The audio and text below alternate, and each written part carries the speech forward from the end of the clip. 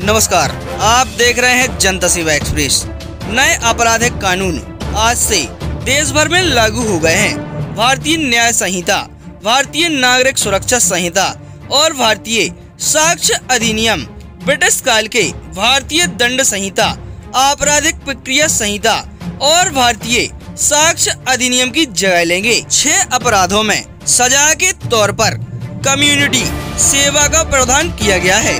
इसी तारतम्य में आज मध्य प्रदेश के सागर जिले के नगर परिषद सभाकक्ष शाहगढ़ में थाना प्रभारी अर्चना सह ने जनप्रतिनिधियों, पत्रकारों व उपस्थित आम जनों को स्क्रीन पर वीडियो के माध्यम से आज से लागू नए कानून की विस्तृत जानकारी दी।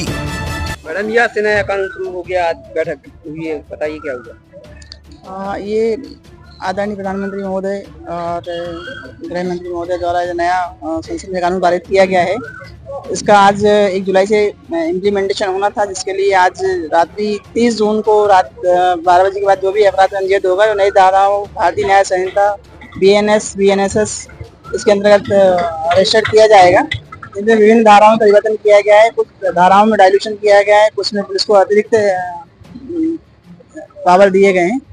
इलेक्ट्रॉनिक और डिजिटल साक्ष्य को प्राथमिकता दी गई है। समय के साथ साथ जिस तरह का समय बीतता जाएगा, हम इन धाराओं के साथ आदी हो जाएंगे इनको उपयोग करने के लिए। इस संबंध में आज प्रचार प्रसार के लिए आज नगर परिषद में मीटिंग रखी गई थी। सभी पत्रकार बंधुओं से अनुरोध है, ये भी अपने क्या बोलते हैं मीडिया में, न्यूज ग्रुप में अधिक से अधिक इन धाराओं का, नए कानून का प्रचार प्रसार करें। धन्यवाद। हम आपको बता दें कि 1 जुलाई यानी आज से 3 नए कानून लागू हो गए हैं। देश भर में आज रात 12 बजे से 3 नए आपराधिक कानून लागू हो गए हैं। 51 साल पुराने दंड प्रक्रिया संहिता CRPC की जगह भारतीय नागरिक सुरक्षा संहिता VNSS लेगी। भारतीय दंड संहिता की जगह भारतीय न्याय अधिनियम VNS लेगा और इंडियन एविडेंस एक्ट की जगह भारतीय साक्ष्य अधिनियम BSA के प्रावधान लागू होंगे। महिलाओं से जुड़े ज्यादातर अपराधों में पहले से ज्यादा सजा मिलेगी। इलेक्ट्रॉनिक सूचना से भी FIR दर्ज हो सकेगी। कम्युनिटी सेवा जैसे प्रावधान भी लागू होंगे। तीनों नए कानून में क्या है खास, आइए हम आपको बताते हैं। 1 जुलाई से पहले दर्ज हुए मामले में नए कानून का असर नहीं होगा, यानी जो केस 1 जुलाई 2024 से पहले दर्ज हुए हैं उनकी जांच से लेकर ट्रायल तक पुराने कानून का हिस्सा होगी। 1 जुलाई से नए कानून के तहत FIR दर्ज हो रही है और इसी के अनुसार जांच से लेकर ट्रायल पूरा होगा। VNSS में कुल 531 धाराएं हैं। इसके 177 प्रावधानों में संशोधन किया गया है, जबकि 14 धाराओं को हटा दिया गया है। 9 नई धाराएं और 39 उपधाराएं जोड़ी गई हैं। पहले CRPC में 484 धाराएं थीं। भारतीय न्याय संहिता में कुल 357 धाराएं हैं। अब तक IPC में 511 धाराएं थीं। इसी तरह भारतीय साक्ष्य अधिनियम में कुल 170 धाराएं हैं। नए कानून में 6 धाराओं को हटाया गया है। 2 नई धाराएं और 6 उपधाराएं जोड़ी गई हैं। पहले इंडियन एविडेंस एक्ट में कुल 167 धाराएं थीं। अब नए कानून में ऑडियो वीडियो यानी इलेक्ट्रॉनिक साक्ष्य पर जोर दिया गया है। फॉरेंसिक जांच को भी अहमियत दी गई है। कोई भी नागरिक अपराध के सिलसिले में कहीं भी 0 FIR दर्ज करा सकेगा। जांच के मामले को संबंधित थाने में भेजा जाएगा।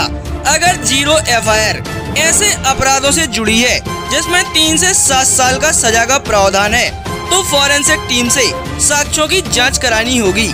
अब सूचना से भी FIR दर्ज हो सकेगी। हत्या, लूट या रेप जैसी गंभीर धाराओं में भी FIR हो सकेगी। वॉइस रिकॉर्डिंग से भी पुलिस को सूचना दे सकेंगे। FIR के मामले में फरियादी को 3 दिन के भीतर थाने पहुंचकर FIR की कॉपी पर साइन करना जरूरी होंगे। फरियादी को EFIR बयान से जुड़े दस्तावेज भी दिए जाने का प्रावधान किया गया है। फरियादी चाहे तो पुलिस द्वारा आरोपी से हुई पूछताछ के बिंदु भी ले सकता है। FIR के 90 दिन के भीतर चार्जशीट दाखिल करनी होगी। चार्जशीट दाखिल होने के 60 दिन के भीतर कोर्ट को आरोप तय करने होंगे। मामले की सुनवाई पूरे होने के 30 दिन के भीतर जजमेंट यानी फैसला देना होगा। जजमेंट दिए जाने के 7 दिन के भीतर उसकी कॉपी मुहैया करानी होगी। पुलिस को हिरासत में लिए गए शख्स के बारे में उसके परिवार को लिखित में बताना होगा। ऑफलाइन और ऑनलाइन भी सूचना देनी होगी। महिलाओं बच्चों के खिलाफ होने वाले अपराधों को BNS में कुल 36 धाराओं में प्रावधान किया गया है। रेप का केस धारा 63 के तहत दर्ज होगा। धारा 64 में अपराधी को अधिकतम आजीवन कारावास और न्यूनतम 10 वर्ष कैद की सजा का प्रावधान है। धारा 65 के तहत 16 साल से कम आयु की पीड़ित से दुष्कर्म किए जाने पर 20 साल का कठोर कारावास, उम्र कैद और जुर्माने का प्रावधान है। गैंग रेप में पीड़िता यदि वयस्क है तो अपराधी को आजीवन कारावास का प्रावधान है। 12 साल से कम उम्र की पीड़िता के साथ रेप पर अपराधी को न्यूनतम 20 साल की सजा का प्रावधान, आजीवन कारावास या मृत्यु दंड का प्रावधान है। शादी का झांसा देकर संबंध बनाने वाले अपराध को रेप से अलग अपराध माना गया है, यानी उसे रेप की परिभाषा में नहीं रखा गया है। पीड़ित को उसके केस से जुड़े हर अपडेट की जानकारी हर स्तर पर उसके मोबाइल नंबर पर SMS के जरिए दी जाएगी। अपडेट देने की समय सीमा 90 दिन निर्धारित की गई है। राज्य सरकारें अब राजनीतिक केस, पार्टी वर्कर्स के धरना प्रदर्शन और आंदोलन से जुड़े केस एक तरफा बंद नहीं कर सकेगी। धरना प्रदर्शन, उपद्रव में यदि फरियादी आम नागरिक है तो उसकी मंजूरी लेनी होगी। गवाहों की सुरक्षा के लिए भी प्रावधान है। तमाम इलेक्ट्रॉनिक सबूत भी कागजी रिकॉर्ड की तरह कोर्ट में मान्य होंगे। मॉब लिंचिंग भी अपराध के दायरे में आ गया है। शरीर पर चोट पहुंचाने वाले अपराधों को धारा 100 से 146 तक बताया गया है।